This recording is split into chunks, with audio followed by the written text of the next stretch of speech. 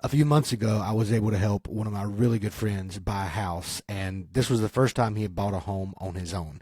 He was recently divorced, and all this was kind of new for him coming at it just by himself. And I thought it would be a good idea to record a conversation between us just talking about that experience and what it was like to buy a house in the first place, and additionally, what it was like to buy a house after divorce. So, this is that conversation. I hope you enjoy.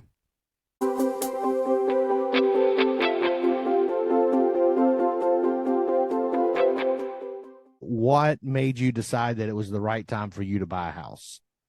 Well, I'd just gone through a major transition in my personal life. Had just gone and finalized a divorce, and I'd been renting for a couple of years. And having been a prior homeowner and stuff like that, I just had an itch to buy a house. And I was coming up on my lease being expired, and I was already started to ask my landlord what my new rent was going to be, and he was indicating that it was going to be as much as 10% higher. And I just did the math, and I was just like, man, there's not any way I want to give my landlord 10% more money in order to continue just to live at the place that I live. And I just decided it was ultimately time to buy a house because I knew the math was going to be more in my favor to buy a house. I knew I could probably get a house for about what I was paying in rent, but I didn't have to worry about my rent payment going up every month if I got a mortgage. So I Yeah, decided it was time. right. Yeah, and that's the thing is like I know a lot of times people think us realtors are always like it's always the right time to buy a house. And in a way I do say that a lot, right? Like I mean it unless you just can't qualify or there's other circumstances, it usually is a good time to buy in general. But there are circumstances where it's completely okay to rent. And for a season, you were kind of in that season, um, in terms of renting being the right thing for you. But at the end of the day, when you're paying a landlord and you're not getting any of your own equity out of it, I can totally understand like why that will be an incentive to go ahead and buy. Um, so what factors, when we first started this process, you had your heart really set on one area of town, and you'd been looking there for a while and just couldn't seem to find anything. So what factors really affected like what you were looking for in terms of location and neighborhood when you entered this thing? What were the main things? What were the priorities? Priority for me actually was to be as connected as I could continue to be to the community that I had been strongly a part of for years of my life, and that had been detrimental to the transition that I went through from my divorce into being a single man again. And I didn't want to lose that sense of community, so I was very focused on trying to maintain a certain driving distance and certain mileage from where all my friends and church people and everything was. Like I wanted to be in an area that I could remain well connected to friends and church folk and family, as well as an area that still had a lot of the bells and whistles that I like for life, like being within a really close distance to some mom and pop restaurants and some coffee shops and places that I can go and hang out with friends. So all those were very important things for me when it came to determining where I wanted to live. Yeah, and now you did, like I said, you changed your mind in location, Right. um, a little bit. So what helped you change your mind? And because you went just a little bit on the other side of the area that you look at, but Right. it was still close to your church. It was still close to the things you wanted. But what Right. kind of made that transition? I know we had a conversation about that, and you decided to open up to the idea of looking a little bit outside that area.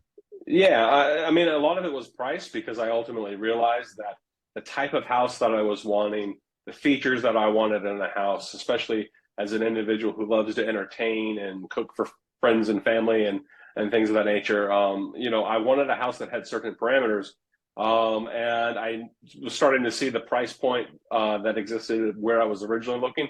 I was just being priced out. And so I had always kind of kept a couple other zip codes and areas in mind as possibilities of areas I hadn't ruled out that were still within the circle of area that I still kind of wanted to live. Even if it ended up not being the ideal location, it ended up still being a place that I knew that I would ultimately be satisfied living at. And Yeah. ultimately, price ended up being a huge factor. Right. And all I did was move 5 miles further away than the area was wanting to be in, Yeah. and saw easily $10, 20, $30,000 lower in price just for moving another 5 miles down the street.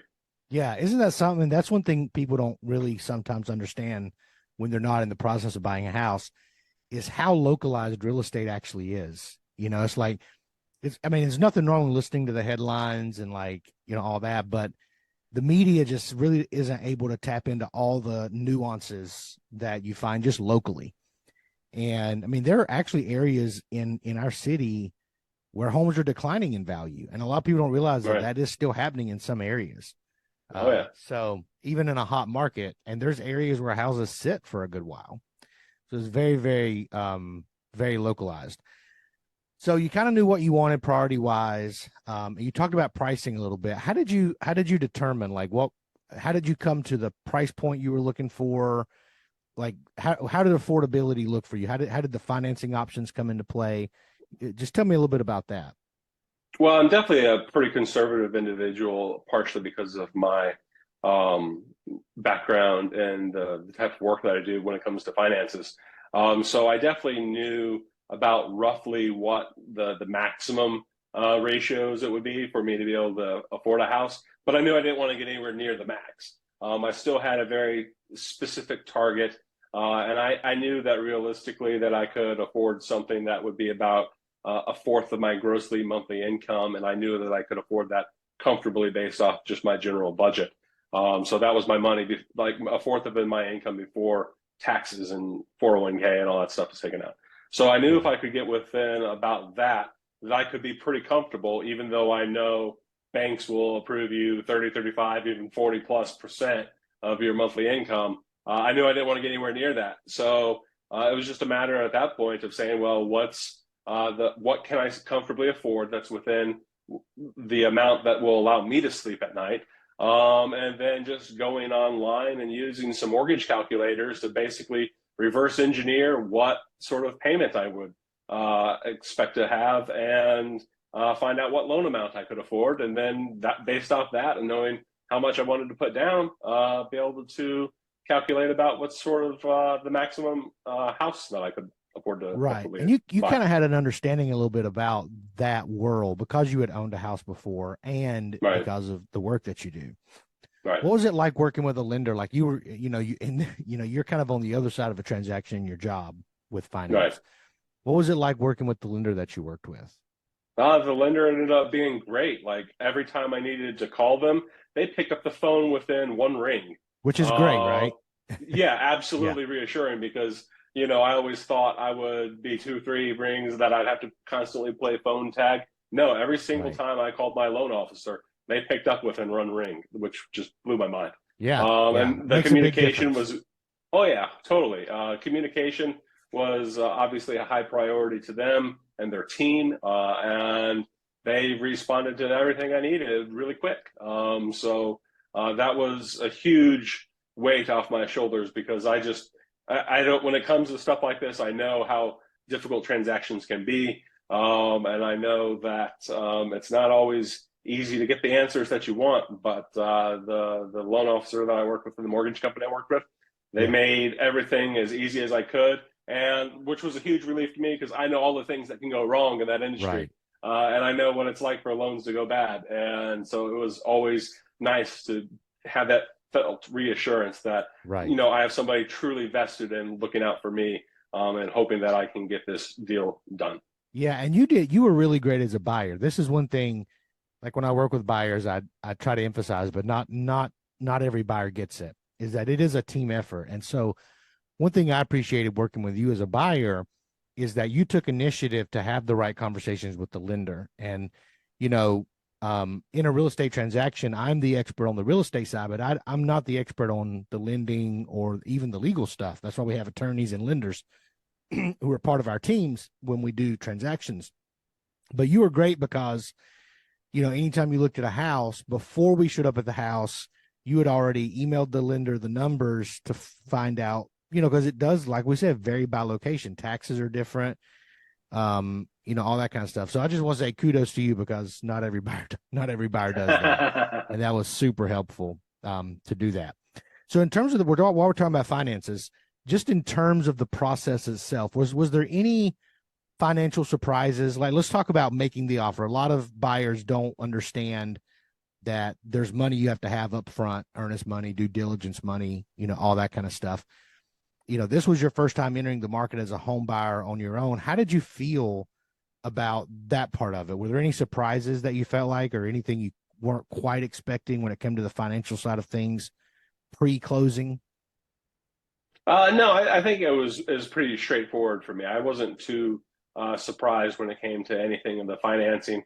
I think maybe perhaps the only surprise I ever had was actually a transaction we had tried previously with another house, and then complications associated with my divorce when I was going through it and trying to buy a house, and then starting to go through the motions and even put in an offer, and then get completely blindsided by something because I hadn't properly Right. handled all the legal stuff with my divorce, and then that put me in a difficult situation. So, going through the divorce and not knowing the finer details of things associated with the divorce and buying a house and all the complicated legal aspects of things, that really surprised me. But by the time my divorce was actually finalized and settled, and then it was like, okay, all the ink is dry, everything's recorded, the judge has signed off on everything, I'm good to go.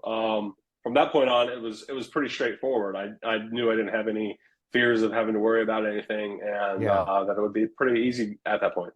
Yeah. And that's a good point you raised, because when I work with individuals who have like divorces or separations or even estate stuff, and they come to me and they want me to either help them buy or sell, it's important that they do their due diligence with their attorneys, because there are things that we miss as real estate agents and things we don't know. And at the end of the day, we have to take your word for it. Like, when I've worked with you and others who've had transactions, that you had these other kind of things, that played a role in how the money would be distributed, or who had title to the property and all that kind of stuff.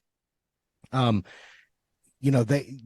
someone may tell me, well, we've got this in writing, or they may even show me like we signed this agreement or whatever, but you have to take initiative and get that to an attorney and have them look at it to make sure that you're good to go. Because I can't, like, as an agent, I can't tell you one way or the other. But you did all that stuff, and it was super, super helpful.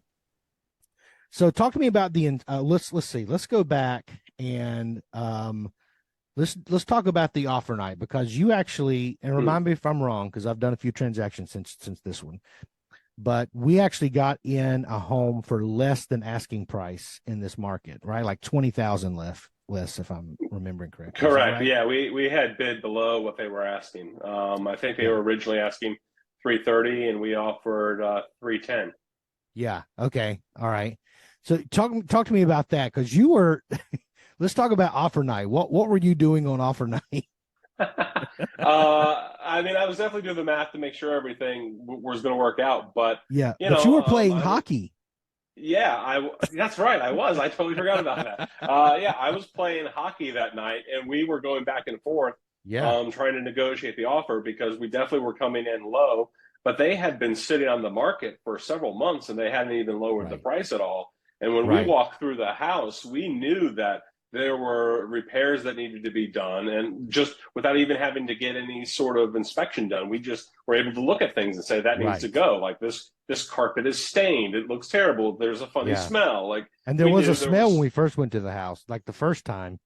Yeah, More so than when we went back, it wasn't as bad. But yeah, it was. right. You could tell there was something going on. Yeah, but we knew that we were going to have to offer lower, and we knew that they needed to accept lower because we just knew this. Hey, this has been sitting here a while. Yeah. So we had made an offer, and then I went to go play hockey and at the local hockey rink, and it was, I think, like 11 o'clock, 11:30 at night when I was getting off the ice. We finally had the counter offer, Yep. and we were able to. I think I executed my. Contract right there in the parking lot through whatever the app is that allows you to do that. And Yeah. I was sitting there sweating and smelling and just with the gear in the back of my car, and I was able to execute the purchase agreement for the Yeah. final negotiation. And it was one of those late night deals. Like, it wasn't. It wasn't during the middle of the day. We were after Right. business hours. Yes. But they had what was one kind of interesting factor about that was they had an open house listed as happening that weekend. Right. And we found out later that they had just accidentally left it on there, that they did not have plans to do an open house. But we were like, okay, it's midnight or whatever it was. Like it was 11 o'clock at night. And we were like, give us an answer. But it's Right. because we thought this, we thought this was going to be going on. So there was a couple of counters back and forth.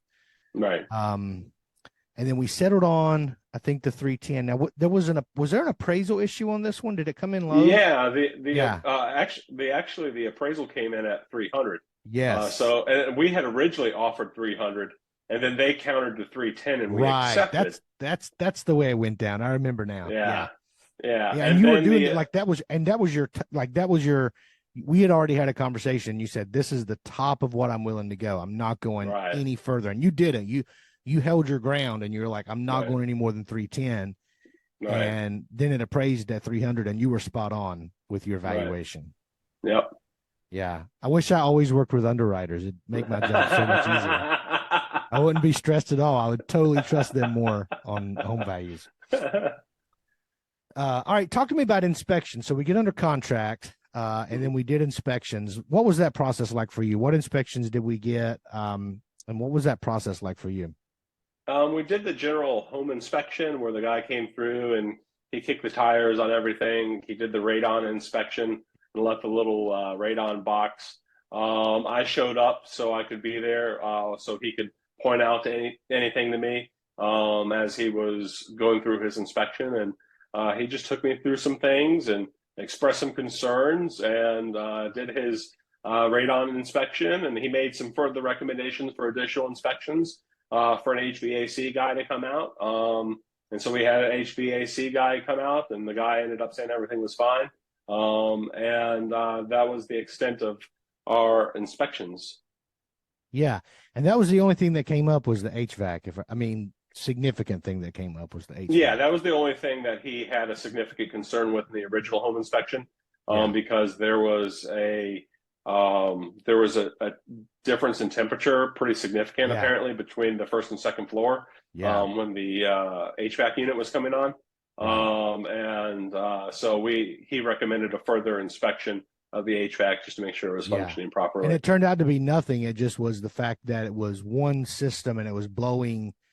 I think the ductwork started in the second floor and then came down to the Yeah, first. And so there was just a delay.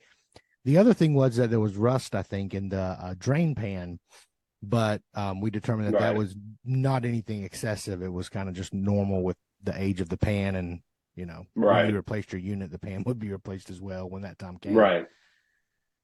So yeah, it was pretty easy breezy with you. But the one inspection does often lead to others, and sometimes that catches people off guard because they think that the home inspector is the expert on everything, and they're not. The home inspector is Right. really there to point out what you might need to have looked at more closely. There's not a whole lot they find that they can be definitive on, other than this plug doesn't work or this light doesn't cut on, but they can't tell you why. Right. You still have to go out and do your own inspection.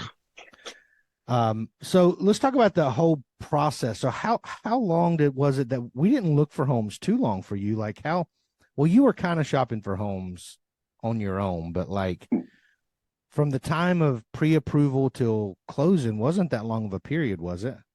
No, I mean, I had been Zillow shopping, every day for months, just kind of getting a sense of what was happening in the market. But then when it came time to say, okay, I'm actually going to bite the bullet here, I'm actually going to do this, I went ahead and I think we looked at two or three different homes in the span of about 2 weeks. And then before we finally landed on this one that you managed to suggest that I take a look at. Yeah, yeah. And it really was just because we expanded the search out a little bit, and we were like, I Right, just I moved that radius cursor over on my map a little bit and was like, let's just go see what's over here in this area. right. And on a side note, it puts you closer to me. So, no ulterior motives at No, all. no, none whatsoever. Very good. So just going back to inspections, do you, were you happy that you paid for the inspection, even though it didn't find a lot of stuff? Yeah, absolutely. Totally peace of mind. And it gave me a very strong sense of what I would be working with going forward. Like I know definitively how old my HVAC is, and it's still got a couple years in its life, but it's not a spring chicken. So I know I'm going to have to replace that eventually, and he had found some other areas that I was like, well, okay, maybe that's something I'll address over time. But it was good to have somebody sit there who has an eye for this, who knows what needs to be done, what the standards are, and what's acceptable and what's not acceptable. It was nice to have the peace of mind buying a house to say, okay, like I'm not a carpenter, I'm not a mechanic, I'm not an electrician, but this guy, he knows a lot more about this sort of stuff than I do. So Yeah. it was nice to have somebody who could sit there and say, overall, you have a great house, Hmm. and there's not a lot that needs to be done around here or further inspected. Right. So it's very nice to have somebody that could really give you that peace of mind. And you also had a friend that came out and looked as well. A couple of friends, if I'm not mistaken. Yeah, Um, and that was good. Not everyone does that. So talk to me right. about that. So yeah, you invited some friends over. What was that about? So yeah, I invited some friends over because this was the first time I was buying a house on my own with nobody else, Exactly. and I wanted a second set of eyes that could sit there and tell me, like, somebody who really knows me and my life and what I'm about, and what I'm looking for in a house, and what they think would even be good for me, Yeah. based off their knowledge of me. It was nice to have that objective voice, somebody who could sit there and say definitively, yes, this is a good house, and somebody that has experience being a homeowner themselves, so that I don't just get caught up in the fever and excitement of buying a Yeah. house and then buy something either out of a sense of desperation or buy something that really doesn't fit my needs, but just because I'm excited and can't get over the emotions. Like I wanted Yeah. a true friend who could sit there and say, yeah, this is a good house for you. Right. And as an agent, sometimes people I think they're afraid. Well, sometimes agents are snarky about that. Like they're snarky when people bring friends or family in. I've never had an issue with it. The only time I ever have an issue is if that family or friend starts trying to act like they're an expert and they're clearly leading the the client in the wrong way. And then we might have to have a conversation. But I think it's important to have your friends and family come look at a house when you're interested in buying it. I mean, they're the ones who are going to be coming there and they may see things you don't see. And two, they're trusted. Like, if you know them and you trust them, it's good to have a trusted confidant to kind of, you know, put eyes on things as well. So I thought it was pretty Right. smart. Yeah. Yeah, and my friend, I mean, he's owned a house for a long time, and he's a contractor in his own respective business. And so I knew that as having a second set of eyes with a friend who not only was a homeowner himself, but also was somebody that could not give me an inspection or anything like that, but just have a quick at a glance sort of view of things to say, hey, I see something here that maybe you didn't see. And sure enough, he ended up noticing some things with the flooring that we had totally missed the first time around. That's right. That's right. Yeah. Forgot about that. Yeah. Sure Yeah, did. and so it was very nice to have somebody, a trusted friend, who was able to just shoot it straight with me, who didn't have any sort of bias whatsoever in it, who just was able to look around and say, okay, this is a good house, like this Yeah. works for you, and hey, maybe here's something you might want to be concerned about. And it was nice to have that, just to get the ball rolling, and to Yeah. know that I wasn't just going at this alone. Yeah. Absolutely. So we did a few negotiations in the process of buying this house. We negotiated the price. We negotiated a few other things. You want to talk about that for a minute? And also, do you have any tips for home buyers in terms of negotiations? Yeah, I guess tips for negotiations is definitely know what your upper limit is. You need to go into the transaction thinking like a bank and thinking like somebody who's in finance and looking at it as a business decision, because at the end of the day, that's what the bank looks at it as. And even though you're going to be emotionally attached and you're going to look at it and say, this is going to be my home, this is where I'm going to raise my kids, oh, here's the schools and all the things I love, at the end of the day, you need to understand it from a financial perspective, Yeah, so that I you feel. I don't just get want to in. say it again for the people in the back, right? Like, and Right. I'll show it, but there's a little asterisk there that is so accurate. Like, there's an emotional part of buying a house, but at the end of the day, you have to think like a business. You have to think about the numbers. Absolutely. You have to think about the numbers. You have to look at it as a financial transaction and a business like decision. Because if you get too emotionally caught up in it, you may just start throwing all the money in the world at the house, and you may end up overbuying a house that is worth less than what you're paying for, and you're going to Right. be upside down from day one in your house. And that's not a good position you want to start off in. So definitely think about it financially. Think about how much am I willing to absolutely pay? At what point do I walk away? And if you reach that point that you told yourself ahead of time, this is my absolute top limit, and I'm not going above it, you need to be able to walk away, and you need to be able to make that hard decision, because at the end of the day, a house, as much as it is a place to live and a place to raise your family and a place to give you shelter, is ultimately a place that costs money, and you don't want to spend more than you need to for the house that you're going to love. Yeah. Yeah. Such good advice. And I hope that all the buyers listening to these clips listen to that, because it's such great advice. Okay, so we got the house, we get under contract, we've done the inspections, we've done negotiations, closing day's coming up. What was that like for you? And you want to share maybe some things that that buyers should expect about closing day? And let me say this little caveat: buyers that are using financing, because there's different kinds of transactions, and when you're financing a home, closing is there's a lot more to sign and there's a lot more to go over. So, what did you do to prepare for closing day? I definitely went back and forth with the closing attorney's office a couple things, because there were a couple things I was possibly not looking to show up on closing day, and I was just going to have a power of attorney issue.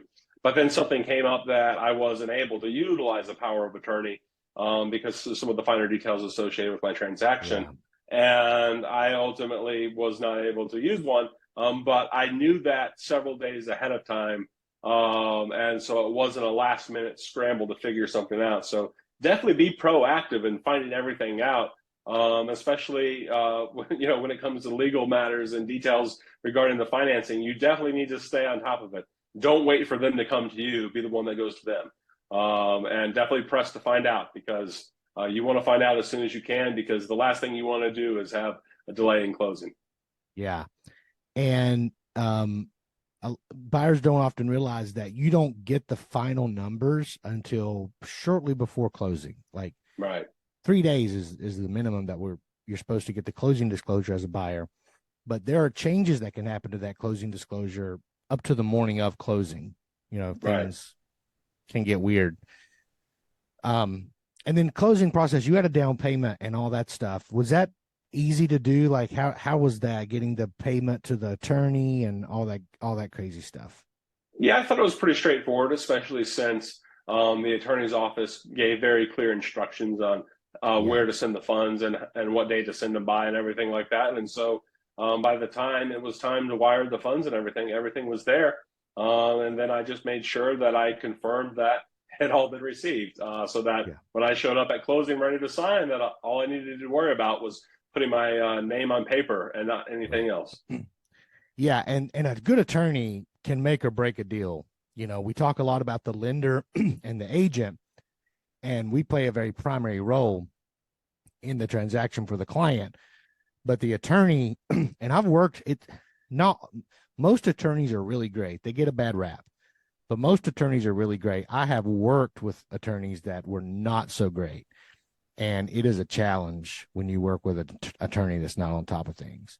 Oh yeah, and Um, I saw that actually when I had sold my prior house in my divorce. When I showed up at closing, they had actually made a $45 error oh, and wow. everything, and then they were just like, "Oh, well, we're going to need to take this back to the lender then." And I was sitting there, "No, no, we're not." Like I'm going to pay the 45 freaking dollars.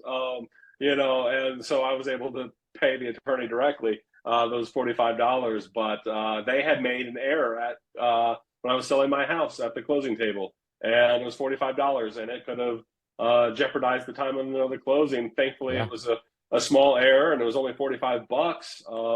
But had I not caught that, and I caught it at the closing table, an oversight on their part, and Yeah. I saved myself some legal headache and some financial headache, and So yeah, it definitely pays to have a good attorney do it, Yeah, because you would think they're going to catch everything because that's what you're paying them to do.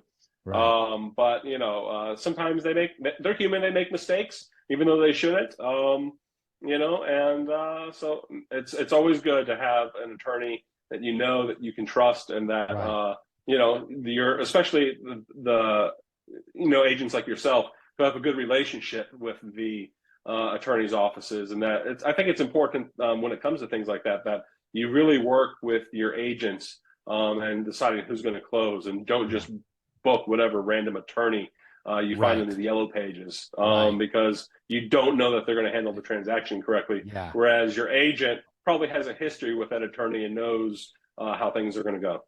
Yeah, we have an attorney, just not in our county, but a couple of counties up. I've done deals in this county, but there's an attorney that did all kinds of really bad real estate deals, and they're still fixing deals that the attorney did because they did paperwork wrong and all kinds of stuff. So, Ouch.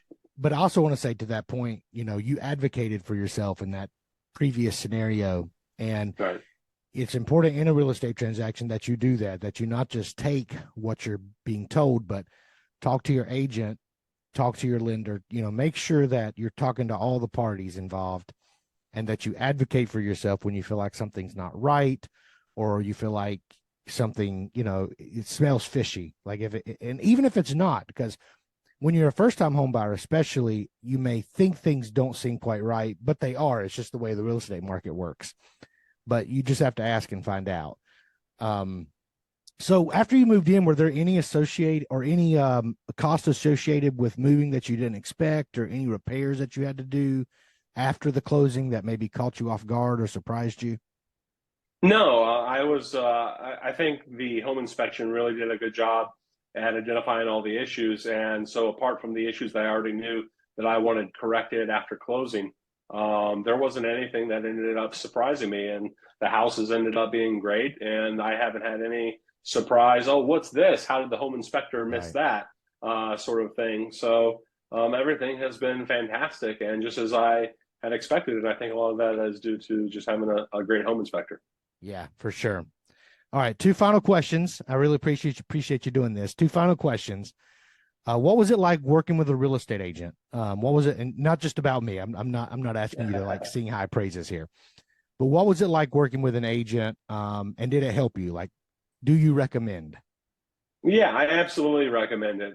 Even being an individual like myself who is an underwriter and a professional in this world, I all the more value the importance of a real estate agent, because as much as I might know about the mortgage and finance world, I know that there are limits to my knowledge and things that I'm not an expert at. And I think that's why it's really important that you find a good agent, somebody you can trust, and that you really, give them as to leverage their that you leverage their expertise as much as possible, because they're the expert.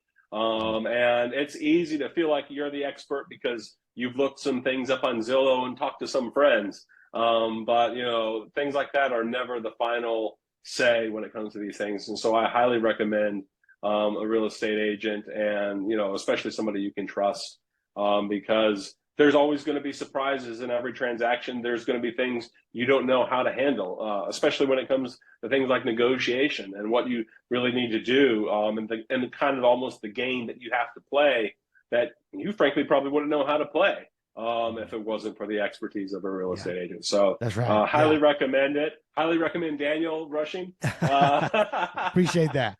Yeah, and yeah, I'll say a couple of notes about that. So yeah, it is important that you trust the person, but if you don't, like, say you're out there and you want to buy a house, but you don't know who to trust, like maybe you don't have a friend or you don't have a family member, just ask the right questions when you talk to them. And don't ask how long have you been doing this. That's not a great question, because an agent could have been doing it for 5 years and only sold 3 houses. Find out how many houses they've sold. Find out how many buyers they've helped. Find out if they have time for you. Like, are they working with 20 other people right now? And if they are, they may still be great at it, but it might be worth looking for an agent that can give you a little bit more one-on-one attention, especially if you're a first-time home buyer. So, like, there's lots of things. And I only work in North Carolina. I'm getting ready to start working in South Carolina. But I would just say, if you're listening to this, that no matter where you are, if you want to start the home buying process, reach out to me, because I can help you ask the right questions, and I might even know an agent or at least a firm in your area that could help you. So, all right, final question. Final advice that you would give to first-time home buyers to make the process smooth and stress-free. Definitely look all the time at the types of houses you want to buy, and maybe even be willing to expand out your circle. Get on sites like Zillow or Realtor.com and always search every day. Set up your own automated search in addition to whatever your agent wants to eventually set up. But even before you get an agent, already kind of hone in on an area that you think you want to move to, the type of house, so that when the actual house that you want becomes available and you're actually willing to buy it, that you know you will have already looked at dozens of houses and built an idea of what's acceptable to you and what's not acceptable to you, so that you can go in not only knowing what you want, but you can also go in as a somewhat informed buyer who has a sense of what's happening in the local market, so that you can better work with your agent in helping find what you're looking for, because you're already going to know a little bit of most likely what you're going to be able to get, and what price point and what features of a house you want, and you're going to know the area. And I think that's going to make you a more informed buyer, so that when you do finally get an agent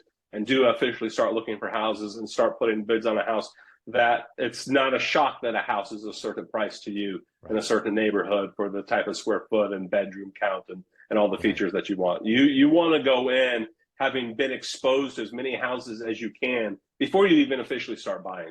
And it doesn't hurt to even just drop in on random open houses, and actually visit a house in person, just to get a better sense of what's happening in the neighborhood, even if you're not interested in that house. Just a better sense of what's happening in that neighborhood, and what you're looking to possibly get. And I think that and you did will all give those you things. Like yeah, just speaking for you, like you did all those things. You would call me like, "Yeah, I'm going to this open house," and even if it wasn't in an area you were wanting to really buy in, you still went and took a look. right. Yeah, absolutely. Yeah. Well, good deal, man. And the pre-approval too. Like, you knew what you had to work Yeah, with. Yeah. absolutely. So Yep. that's a huge step. Well, man, I really appreciate you jumping on here tonight and taking Yeah. some time to help me out and help out some other possible buyers in the future. And really means a lot to me, man. Yeah, absolutely, man. All right. Well, hey, listen, you have a good night, and we will chat soon, and you'll see your face on the interwebs in no time. Fantastic. All right. Have a good night. All right, man. Have a good one. Bye.